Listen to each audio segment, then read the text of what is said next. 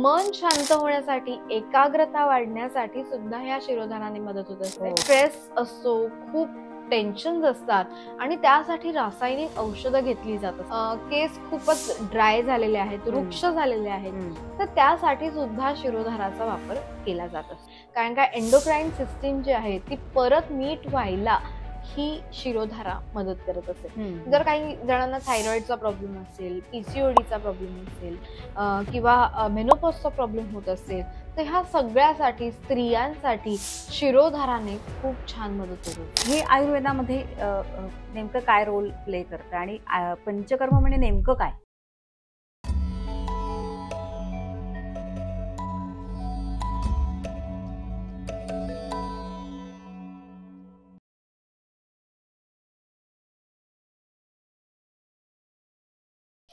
नमस्कार. Easy Ayurveda for you with doctor Rucha या पॉडकास्टमध्ये मी तपस्या नेवे तुम्हा सगळ्यांचं पुन्हा एकदा मनापासून स्वागत करते. मंडळी, 5 या आकड्याला आपल्या आयुष्यामध्ये खूप महत्व आहे. मग ती पंचमहाभूत असतील, पंचांग असेल, पंचकर्म असतील, आपल्या हाताची पायाची बोटं देखील बघा ना 5च असतात. तर असं या 5 आकड्याला आपल्या आयुष्यामध्ये खूप महत्व आहे आणि म्हणूनच आजचा विषय जो आपण घेतलाय तो म्हणजे पंचकर्म. तर जाणून घेऊया अधिक डॉक्टर रुचा यांच्याकडनं पंचकर्म आणि त्यातल्या एका प्रकाराबद्दल. नमस्कार डॉक्टर रुचा. नमस्कार. नमस्कार. खूप खूप स्वागत पुन्हा एकदा. आणि नेहमीप्रमाणे आपण वेगवेगळे विषयांवर आपण बोलत असतो, गप्पा मारत असतो. आज पंचकर्म हा विषय, कारण मी जसं म्हटलं की 5 या आकड्याला खूप महत्व आहे. मग ते पंचांग असेल किंवा अगदी आपल्याकडे पूजा वगैरे असते त्याच्यात सुद्धा पंचामृताला खूप महत्व आहे. कारण त्याचा सुद्धा आयुर्वेदाशी काहीतरी संबंध आहे असं मला वाटतं. तर मग पंचकर्म हे आयुर्वेदामध्ये नेमकं काय रोल प्ले करतं आणि पंचकर्म म्हणजे नेमकं काय काय असतं त्यात? सो नॉर्मली पंचकर्म ही चिकित्सा म्हणून आयुर्वेदामध्ये उल्लेख केलेला आहे त्याचा. चिकित्सा ही 2 प्रकारे केली जात असते. एक तर शमन करणं, म्हणजे वाढलेले दोष आहेत त्यांना कमी करणं, किंवा शोधन करणं, म्हणजे शरीराच्या बाहेर काढणं. सो पंचकर्म ही जी चिकित्सा आहे ही मेनली शरीरात वाढलेले जे काही दोष आहेत ते शरीराच्या बाहेर काढून टाकण्यासाठी केले जातात, ती म्हणजे पंचकर्म. सो ह्याच्यामध्ये 5 कर्म ही महत्वाची असतात, पण त्याच्यामध्ये पूर्वकर्म सुद्धा असतात की जी करणं पण महत्वाची असतात. जसं स्नेहन स्वेदन आहे की हे महत्वाचं आहे आणि हे पंचकर्म करण्यापूर्वीची जी तयारी आहे त्याच्यामध्ये त्याचा समावेश येत असतो. त्याच्यानंतर जी मेन पंचकर्म जी येतात त्याच्यामध्ये वमन आहे, विरेचन आहे, बस्ती आहे, शिरोधारा, नस्य ह्यांचा समावेश सुद्धा पंचकर्मामध्ये होत असतो. सो ही जी आहेत ही करणं महत्वाची असतात.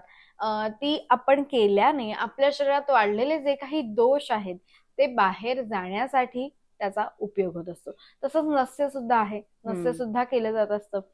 नासा ही शिरोसोद्वारम हे सांगितलेलं आहे. जी काही द्रव्य नाकाद्वारे थेंबाच्या रूपात आपण शरीरामध्ये सोडणार आहोत त्याने एकतर बुद्धी चांगली राहण्यासाठी मदत होणार आहे, त्याचबरोबर स्ट्रेस कमी व्हायला मदत होणार आहे.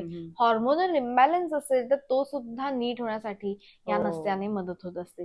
सो अशी पंचकर्मातली क्रिया असते. जसं वमन आहे, वमनाने काय होतं तर शरीरात वाढलेला कफ हा शरीरात बाहेर पडण्यासाठी मदत होत असते. विरेचनाने काय होतं तर पित्त, जर शरीरामध्ये पित्त वाढलेलं असेल, शरद ऋतूमध्ये जसं पित्त वाढतं तेव्हा आपण विरेचन करत असतो.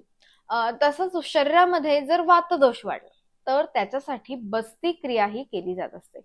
सो बस्तीमध्ये कसं असतं की तुम्हाला शरीरामध्ये स्नेहस्वेदन पहिले केले जात असतं आणि त्यानंतर शौचाद्वारे तिथे औषधं सोडली जात असतात.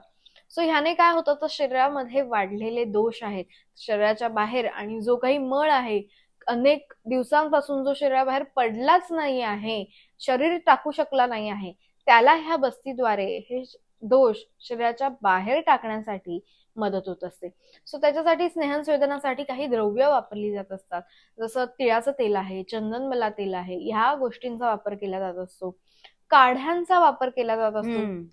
दशमूळ काढा आहे, क्वाथ आहे, त्याचा वापर सुद्धा केला जात असतो. सो ह्या गोष्टींमुळे मग नंतर जे असतं ते पूर्वकर्म पण असतं. त्याच्यानंतर नंतरही काही संसर्गजन्य क्रम आहे की त्याचं पालन करणं गरजेचं असतं, तर तेही आयुर्वेदामध्ये ह्या सगळ्याचा उल्लेख ग्रंथांमध्ये आलेला आहे. आणि बरोबर. पूर्वीच्या काळी ह्याच गोष्टींनी शरीर शुद्ध म्हणजे डिटॉक्सिफिकेशन जे आपण म्हणतो ना, ते ह्या पंचकर्मानेच होत असे. तर पूर्वीच्या अगदी. काळी जेव्हा फॅट्स नसायची, डाएट्स नसायची, तर हे शरीर शुद्धी करण्याचं एक साधं सोपं माध्यम आहे. अगदी. आता तुम्ही पंचकर्माबद्दल हे जे काही सांगितलीत हो, नावं, हो, त्याच्यामध्ये शिरोधरा हा हो. एक मुख्य प्रकार प्रामुख्याने बऱ्याचदा केला जातो. हो, पण तो नेमका कशासाठी करावा, त्याचं काय महत्व आहे?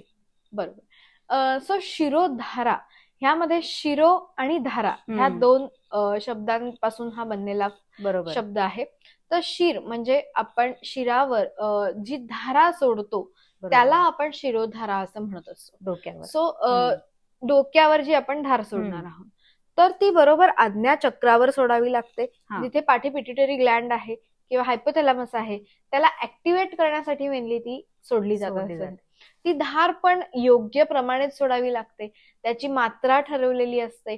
धारा यंत्र असतं, ते योग्य प्रमाणे आपल्याला वापरता सुद्धा आलं पाहिजे. सो त्याच्यामध्ये गरम तेल केलं जात असतं. त्या तेलाचा वापर हा धारा सोडण्यासाठी केला जात असतो. आणि त्यानंतर जेव्हा शिरोधारा केली जाते, जसं आपण म्हणतो की एक 45 मिनिट्सची ही शिरोधारा असते आणि त्याच्यामध्ये ही धार जेव्हा सोडली जाते, पिट्युटरी ग्लँडवर सोडली जाते, छान म्युझिक बाजूला चालू असतं की ज्याने आपल्याला शांत वाटतं.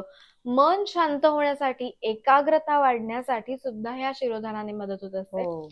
अनेक जणांना अनेक स्ट्रेस असतो, खूप टेन्शन असतात आणि त्यासाठी रासायनिक औषधं घेतली जात असतात. तर ती न घेता सुद्धा जर बरं वाटायचं हवं असेल तर मग शिरोधारा करणं गरजेचं असतं. बरं. सो त्याच्याने इतकी शांत झोप लागायला, म्हणजे काही पेशंट शिरोधारा घेताना सुद्धा अगदी झोपलेले असतात. त्यांना इतकी शांत झोप ही त्या वेळातच त्यांना लागते. सो तेव्हा तो स्ट्रेस रिलीज होण्यासाठी, आपल्याला बुद्धीला बृहण होण्यासाठी, म्हणजे आपली धी धृती स्मृती जे आहेत त्याचं वर्धन होण्यासाठी सुद्धा आपल्याला ह्या शिरोधाराने मदत होत असते. तर आता शिरोधारा ही नेमकी एक तर कशाने करू शकतो आपण, तेलाने करू शकतो, त्याच्यानंतर तुपाने करू शकतो, काढ्याने करू शकतो किंवा ताकाने सुद्धा करू शकतो. आता शरीरात जर वात वाढलेला असेल तर तेव्हा आपण तेल वापरतो. जसं ब्राह्मी तेल आहे, चंदन बला लाक्षादी तेल आहे, तिळाचं तेल आहे, या तेलांचा वापर केला जातो. आता जर आपल्याला शरीरामध्ये पित्त खूप जास्त प्रमाणात वाढलेलं असेल, स्ट्रेस खूप असेल, तर त्यासाठी आपण तुपाचा वापर करतो. अच्छा. सो तुपाची जी धार असते ती सोडली जात असते. आणि त्याचबरोबर जर कफ वाढलेला असेल, शरीरामध्ये कफाचं प्रमाण खूप जास्त वाढलेलं आहे, तर त्यासाठी आपण तेल आणि घृत ह्याचं मिक्सचर करून त्याची धारा सोडली जात असते. सो ह्याप्रमाणे नाडी परीक्षणाद्वारे जर पेशंटमध्ये जाणवून आलं की याला खूप जास्त प्रमाणात स्ट्रेस आहे, अति विचार केले जात आहेत, झोप शांत रात्रीची लागत नाही आहे, त्याचबरोबर हेअरफॉलचा प्रॉब्लेम होत आहे, केस खूपच ड्राय झालेले आहेत, वृक्ष झालेले आहेत, तर त्यासाठी सुद्धा शिरोधाराचा वापर केला जात असतो. की त्याने काय होतं तर आपल्या शरीरातला वाढलेला वात कमी होतो आणि त्यानंतर आपल्याला बरं वाटतं. बरोबर. आता तुम्ही म्हणालात की हे शिरोधारा म्हणजे ती धार सोडणं, तुपाची असेल, तेलाची असेल, ती सोडली पाहिजे आणि त्याला एक ठराविक वेळ, ठराविक प्रमाण हे सगळं आवश्यक आहे. पण मग हे असं किती काळ करावं लागतं? कारण जसं एखादं औषध आपण दिलं डॉक्टरांनी की ते सांगितलं की 15 दिवस, महिनाभर असं घ्यावं लागतं, तसं ही जी शिरोधाराची जी प्रक्रिया आहे ही साधारण किती काळ असू शकते? नॉर्मली 7 दिवस करणं गरजेची असते. लागोपाठ 7 दिवस शिरोधारा करायची असते किंवा 5 दिवस. आजकाल लोक ऑफिसला जाणारे असतात, त्यांच्याकडे एवढा वेळ सुद्धा नसतो. मग काही पेशंट येऊन सॅटर्डे संडे करत असतात शिरोधारा, पण त्यांना त्याच्याने शांतता मिळणं गरजेची. ती शिरोधारा केल्यावर मन शांत झालं का, मन प्रसन्न झालं का, आनंद मिळाला का, हेही बघणं गरजेचं असतं. सो त्याच्यासाठी औषधही आपण त्याच्याबरोबर देतो. जर काही वाढलेले असते, जसं ब्राह्मी आहे, शंखपुष्पी आहे, मंडूकपर्णी आहे, ह्या गोष्टींनी बनवलेली जी काही तन्वीची औषधं आहेत त्याचा वापर आपण करत असतो. आणि त्याबरोबर शिरोधारा. आता जर पेशंट आली, आता डॉक्टर आकांक्षा आपल्या ओपीडीला असतात, सिनियर कन्सल्टंट आहेत, त्यांच्याकडे एक पेशंट येत होते की तिचं बीपी हे नेहमी वाढलेलं होतं. हो. म्हणजे तिचं 160/90 एवढ्या रेंजलाच राहत होतं. तिचं ॲलोपॅथीचं औषध सुद्धा चालू होतं. हो. म्हणजे रासायनिक औषध घेऊन सुद्धा तिचं बीपी वाढत होतं. हम्म. ते काही कंट्रोलमध्ये येत नव्हतं. तेव्हा त्यांना शिरोधारा ही सुचवली गेली आणि एक 7 दिवस त्यांनी अगदी प्रामाणिकपणे रोज घेतली आणि त्यांच्या 7व्या दिवशी नंतर जे बीपी होतं ते 120/80 एवढं आलेलं होतं. तर हे का झालं? तर त्यांनी वेळेवर ही शिरोधारा घेतली, त्यामुळे कुठल्याही रासायनिक औषधाची मात्रा त्यांना वाढवावी लागली नाही आणि त्याच ह्याने फक्त शिरोधारानेच ती बीपी जे काही वाढलेलं होतं ते कंट्रोलमध्ये येण्यासाठी मदत झालं. सो ह्यासाठी आपण ब्राह्मी तेलाचा वापर केलेला असतो की ज्याने शांतता मिळते. जर मनात वाईट विचार येत असतील तर ते थांबण्यासाठी सुद्धा मदत होत असते. कारण काय तर आपला मेंदू हा मेदधातूपासून बनलेला आहे, मांस धातूपासून बनलेला आहे. तर तो छान टिकून राहण्यासाठी तो श्रिंक नाही झाला पाहिजे. एवढा जर स्ट्रेस घेतला तर हळूहळू मेदधातू तो कमी व्हायला लागेल, त्याची क्षीणता व्हायला लागलेली असते शरीरामध्ये आणि ती टिकून राहण्यासाठी आपण ब्राह्मी तेलाचा वापर केलेला होता. हे रेग्युलर जेव्हा त्या पेशंटनी केलं त्याच्यानंतर तिला इतकं बरं वाटलं की नंतर तिला सांगितलं की हे ब्राह्मी तेल तुला हेड मसाज साठी सुद्धा वापरायचं आहे. शिरो अभ्यंग आपण त्याला म्हणतो, त्याला सुद्धा ते वापरायचं आहे. सो हे केल्याने सुद्धा बीपी कंट्रोलमध्ये राहण्यासाठी, शांत झोप लागण्यासाठी, येणारे वाईट विचार थांबण्यासाठी सुद्धा या शिरोधाराने मदत होत असते. बरोबर. आता ही शिरोधारा डॉक्टरांकडे येऊन म्हणजे क्लिनिकमध्ये येऊनच घेणं अपेक्षित आहे की पेशंट्स स्वतः घरी हे करू शकतात? कसं असतं की त्याच्यासाठी प्रॉपर सेटअप असणं गरजेचं आहे. कारण का ते तेल पडणार आहे, त्याच्यानंतर ते साठलं गेलेलं असतं, ते परत गरम करावं लागतं, त्याचा परत वापर केला जातो, तेच तेल परत धारा पात्रामध्ये सोडलं जात असतं. सो हे सगळं एक अंडर ऑब्झर्वेशन करणंच गरजेचं असतं. आणि जे थेरपिस्ट असतात ते ट्रेंड असतात त्याच्यासाठी योग्य प्रकारे करणं. त्याच्याबरोबर मसाज सुद्धा केले जातं. हेड मसाज केला जातो, शोल्डर मसाज केला जातो की त्याने ते इतकं रिलॅक्स वाटतं की ते सगळे प्रेशर पॉइंट्स दाबल्यामुळे, मसाज केल्यामुळे स्ट्रेस रिलीज व्हायला सुद्धा मदत होत असते.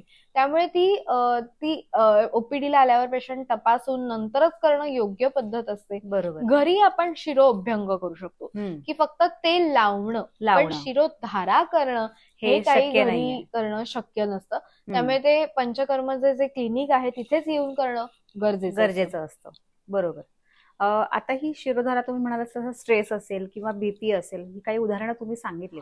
असं आणखीन कोणकोणत्या आजारांवरती हे शिरोधारा उपयुक्त असतं? ओके. सो काही पेशंटमध्ये जास्त प्रमाणात हेअरफॉल होत असतो, स्काल्प सोरायसिस झालेला असतो, त्याच्यासाठी ते उपयुक्त आहे. त्याचबरोबर ज्यांना म्हणजे सतत वरचेवर सर्दी खोकला आहे, सतत त्रास होत असतो, त्यांना सुद्धा त्याने मदत होत असते. सो त्याच्यासाठी तक्र आहे किंवा काढा आहे, ह्याने सुद्धा शिरोधारा केली जात असते की वाढलेले दोष, शिरोभागी वाढलेले जे काही दोष आहेत ते बाहेर पडण्यासाठी शिरोधारा ही वापरली जाते. सो त्यानेही पेशंट्स मध्ये चांगला गुण मिळत असतो. आता काहींमध्ये केस हे पांढरे व्हायला लवकर लागलेले असतात, केस ड्राय झालेले असतात, तुटत असतात, तर त्याच्यासाठी सुद्धा शिरोधारा ही उपयुक्त ठरते. कारण का तेल हे सतत केसांवरनं पण जसं कपाळावरनं पडतं तसं ते केसांवरनं पण जात असतं आणि त्यामुळे केस स्निग्ध राहायला, मऊ राहायला त्याने सुद्धा मदत होत असते. म्हणजे कंडिशनिंग व्हायला केसांचं हे त्या शिरोधाराने त्यांना मदत होत असते. म्हणजे पेशंटना हे शिरोधारा केल्यावर इतकं छान आणि इतकं प्रसन्न वाटतं ना की त्यांना बीपी कंट्रोलमध्ये राहते, म्हणजे रक्त पुरवठा शरीरामध्ये सगळीकडे नीट व्हायला लागतो. म्हणजे आपण म्हणतो ना की शिरोभ्यंग आणि पादाभ्यंग हे दोन्ही करणं महत्वाचं आहे. म्हणजे एक्स्ट्रीमिटीज ज्या दोन्ही आहेत तिथून रक्त पुरवठा हा नीट होण्यासाठी मदत होत असते. बरोबर. तुम्ही म्हणालात की आता 7 दिवस कमीत कमी ही शिरोधारा ही ट्रीटमेंट तुम्ही घेतली पाहिजे. आता काहींना काही आजार नसेल, पण केवळ रोजच्या रुटीन मध्ये येणारा स्ट्रेस असेल किंवा धावपळीमुळे येणारं किंवा तुम्ही म्हणालात तसं की केस वृक्ष होतात किंवा हे होतं, तर अशा वेळेस त्यांना शिरोधारा तुम्ही सजेस्ट करता? हो. काही पेशंट म्हणजे स्वतःहून येऊन सुद्धा सांगतात की मॅडम आम्हाला शिरोधारा घ्यायची आहे, त्यांना काही होत नाहीये, त्यांना हा. काही त्रास नाही आहेत, कुठलाही आजार नाही आहे, बरोबर. पण ऍज अ रिलॅक्सेशन म्हणून त्यांना हा तेच, कारण ते शिरोधारा म्हणजे घ्यायची घेणं असते. योग्य आहे की नाही, म्हणजे नाही, काय कसं योग्य काय? आहे ना, शिरोधारा घ्यायला काहीही त्याच्याने असं प्रॉब्लेम काहीही नसतो. प्रॉब्लेम नसतो, नाही, जरी तुम्हाला नाही. काही आजार नसेल तरी तुम्ही ते घेऊ घेऊ शकता. शकता. म्हणजे माझ्याकडे एक पेशंट आलेली की मदर्स डे होता म्हणून आईला गिफ्ट केलेलं होतं तिने शिरोधारा, की आईला जेवढा स्ट्रेस आहे घरात तेवढा बाकी बरोबर. कोणालाच नसतो. खरंय. सो तिचा स्ट्रेस जरी कमी झाला तरी आपल्याला मदत होणार आहे हे तिला माहित होतं. योग्य प्रकारे तिला सांगितलं गेलं की ह्याच्यात काय काय आहे, कारण काय कुठलंही पंचकर्म करण्याआधी पेशंटना त्याचं योग्य नॉलेज देणं पण तितकंच महत्वाचं असतं. बरोबर. कुठली प्रोसिजर कशी केली जाणार आहे, का केली जाणार आहे, आणि त्याच्यानंतर काय काळजी घ्यायची आहे हे सुद्धा पेशंटना नीट सांगणं खूप महत्वाचं असतं. बरोबर. सो हे करताना पेशंटना ते नीट समजतं आणि स्वतःहून काही पेशंट येऊन सांगतात की आम्हाला शिरोधारा घ्यायची आहे. त्याला काहीही प्रॉब्लेम नाही. काही पेशंट येऊन ऍज अ रिलॅक्सेशन ते घेऊ शकतात. शिरोधाराला घ्यायला काही बरोबर. प्रॉब्लेम. म्हणजे एक प्रकारे तुम्ही म्हणता ना की हेड मसाज वगैरे जे पार्लर मध्ये जाऊन घेतलं जातं, बरोबर. तसं काहीच काम ही शिरोधारा ही शिरोधारा. आयुर्वेदिक पद्धती पंचकर्मातली आपण करू शकतो. बरोबर. शिरोधारा करताना तुम्ही म्हणालात की तूप, तेल, ताक असे वेगवेगळे 5 प्रकार ते वापरले वापरले जातात. जातात. त्याच्या प्रकृतीनुसार तुम्ही ते सजेस्ट करता की काय वापरावं. पण जेव्हा ती धार तुम्ही सोडता डोक्यावरती, तर त्यावेळेस नेमकं काय घडतं शरीरामध्ये ती सोडल्यानंतर? बरोबर. कारण कंटिन्यू मला वाटतं 30 मिनिटं 40 मिनिटं ती जर धार तुम्ही सोडताय तर त्याचा हो. काहीतरी परिणाम आज शरीरामध्ये होत निश्चित होत असणार. तर तो नेमका काय असतो? नक्कीच. जेव्हा ही धार सोडली जाते ही आज्ञाचक्रावर सोडली जाते. सो हम्म. त्याच्या पाठी असते पिट्युटरी ग्लँड हम्म. आणि हायपोथॅलॅमस असतो. हम्म. आणि अॅमिग्डाला अशी एक बदामाच्या आकाराचा अवयव आपल्या ब्रेन मध्ये असतो हा. की जो आपली जी भीती आहे ना तो कंट्रोल करत असतो. ओ. एखाद्या गोष्टीची भीती ही नैसर्गिक असते. एखाद्या गाडीला बघून ती जवळ आली तर आपल्याला भीती वाटते की अरे ऍक्सिडेंट तर नाही होणार ना. ही भीती वाटणं ही गरजेची असते. हम्म. जर तिला कळलंच नाही ब्रेनला की अरे हे काहीतरी वेगळं घडणार आहे किंवा घडणार आहे, तर ती सावध नाही होणार. बॉडी हम्म. वेळेवर सावध नाही होणार. मग त्यासाठी ही गोष्ट खूप महत्वाची असते. हा अवयव खूप महत्वाचा असतो. आणि जेव्हा ही धारा सोडतो आपण तेव्हा आपली भीती कमी व्हायला ह्या सगळ्याला ह्या पिट्युटरी ग्लँडला ऍक्टिव्हेट करण्यासाठी मदत होत असते. हम्म. आपलं आज्ञाचक्र जे आहे ते एकदा ऍक्टिव्हेट झालं की एनर्जी बॅलन्सिंग व्हायला सुद्धा मदत होते. बरोबर. आपली जी चक्र आहेत, आपण म्हणतो ना षटचक्र जी आहेत, ती सगळी अलाइन होण्यासाठी सुद्धा या शिरोधाराने मदत होत असते. हम्म. आणि आपली एनर्जी ही फ्लो होत असते नेहमी. आपल्या शरीरामध्ये सुद्धा एका कंडक्टर पासून दुसऱ्या कंडक्टर कडे ही एनर्जी फ्लो होत असते. Energy cannot be created nor be destroyed. So ती एकाकडनं दुसरीकडे ट्रान्सफर होणं गरजेची बरोबर. आहे. आणि त्यासाठी ह्या तेलामधून ही जी एनर्जी आहे ही ट्रान्सफर होत असते. सो पिट्युटरी ग्लँड ऍक्टिव्हेट झाल्यावर हायपोथॅलॅमस मध्ये काही जी सेन्सरी ऑर्गन्स आहेत ते ऍक्टिव्हेट झाल्यानंतर आपल्या शरीरात जर काही हॉर्मोनल इम्बॅलन्स होत असेल तर तो नॉर्मलाइज व्हायला सुद्धा मदत होत असते. कारण का एंडोक्राईन सिस्टीम जी आहे ती परत नीट व्हायला ही शिरोधारा मदत करत असते. जर काही जणांना थायरॉइडचा प्रॉब्लेम असेल, पीसीओडीचा प्रॉब्लेम असेल किंवा मेनोपॉजचा प्रॉब्लेम होत असेल तर ह्या सगळ्यासाठी स्त्रियांसाठी शिरोधाराने खूप छान मदत होत असते. आणि त्यांचा स्ट्रेस कमी व्हायला, त्यांच्या शरीरामध्ये जो काही वाढलेला वात आहे तो कमी व्हायला तेलाचा उपयोग होत असतो. पित्त वाढलेला असेल तर तुपाचा उपयोग होत असतो. आणि जर कफवा वाढलेला असेल तर तूप आणि तेल ह्याचं मिक्सचर वापरलं जात असतं किंवा मग काढ्याचा वापर केला जात असतो. सो ह्याच्याने काय होतं तर तुमच्या शरीरामधले जे काही हॉर्मोनल इम्बॅलन्स आहे तो करेक्ट व्हायला या शिरोधाराने मदत होत असते. आणि ही शिरोधारा केल्यानंतर छान त्यांना आपण कव्हर देतो, टोपी घालायला देतो, कारण का कानात कापूस घालायला देतो. प्रवास करायचा नसतो त्याच्यानंतर एकदम जास्त प्रमाणात, कानाला वारा लागला नाही पाहिजे. सो ही काळजी सुद्धा पेशंटनी घेणं गरजेची असते. आणि हे जेव्हा ते 7 दिवस रेग्युलर करतात तर 7व्या दिवशी लागणारी जी नाडी आहे ती सुद्धा वेगळी लागते. हो. म्हणजे शिरोधारा करण्याच्या आधी पहिल्या दिवशीची नाडी आणि 7व्या दिवशीची नाडी याच्यामध्ये खूप फरक असतो आणि खूप नाडी सुधारलेली असते. जेव्हा स्ट्रेस वाढलेला असतो, जेव्हा नाडी परीक्षण करतो तर तेव्हा ती नाडी लागायलाच आधी खूप कठीण लागते. ते लागतच नाही, इतका स्ट्रेस त्यांच्यामध्ये असतो, एवढा अवरोध त्या शरीरामध्ये झालेला असतो. तर हे सगळे जे काही चॅनल्स आहेत ते क्लिअर होण्यासाठी, energy should be flowing, free flowing, तर ती फ्री फ्लोईंग होण्यासाठी शिरोधाराने मदत होत असते. म्हणजे कुठेही अवरोध असेल तर तो निघून जायला त्याने मदत होत असते. आता तुम्ही म्हणालात की सलग 7 दिवस ते घ्यायला पाहिजे. बरोबर. पण आता वेळेच्या अभावामुळे जॉबला जाणारे असल्यामुळे ते सॅटर्डे संडे हे घेतात. हो. तर मग सॅटर्डे संडे जे घेणारे आहेत तर त्यांना सेम इफेक्ट मिळतो. त्यांनाही तसा सेम इफेक्ट मिळत असतो. फक्त कसं असतं की कंटिन्युएशन मध्ये नसल्यामुळे मध्येच वात वाढण्याचे चान्सेस असतात, असू शकतात, एखादा दोष वाढण्याचे चान्सेस असतात. पण तशी ती परत ते घेतात, त्याने परत त्यांना ते शमन होण्यासाठी ते उपयोग होत असतो. सो असं रेग्युलर जेव्हा पेशंट करतात तर तेव्हा एखाद्याचा चष्म्याचा नंबर असेल तर तो इम्प्रूव्ह व्हायला किंवा आपल्याला त्यालाही त्याने मदत, दृष्टी सुधारण्यासाठी सुद्धा त्याने मदत होते. येस, दुर्कट दिसत असेल तर ते कमी व्हायला, काहींना ड्राय आई सिंड्रोम असतो तर त्याच्यासाठी सुद्धा शिरोधाराने मदत होत असते. बरोबर. सो बिकॉज एवढी स्निग्धता आपल्या मेंदूला मिळते की ती पाझरणारी आहे. सो ती आपल्या इंटरनल ऑर्गन्सना सुद्धा मिळायला प्रोव्हाइड करते. सो ती त्यानेही मदत होत असते.